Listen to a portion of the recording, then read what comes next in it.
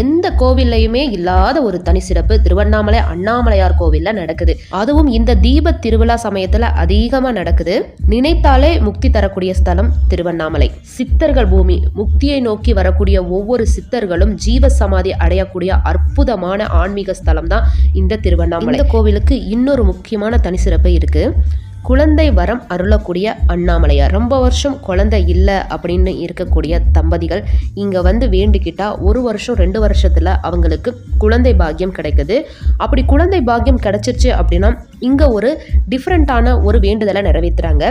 கரும்பில் தொட்டில் கட்டி, அந்த கரும்பில் தாயோட அந்த சேலையை தொட்டில் கட்டி அந்த தொட்டிலில் குழந்தைய வச்சு மாட வீதியில் வலம் வந்து தன்னோட வேண்டுதலை நிறைவேற்றுறாங்க.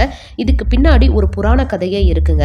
அண்ணாமலையார் கோவில் கோபுரத்தை கட்டுன வல்லாள மகாராஜா, அவருக்கு குழந்தையே இல்லை. வருடங்கள் கடந்து போய் அவருக்கு வயசாகி மரணிக்கக்கூடிய தருவாய் மன்னர் சிவபெருமான்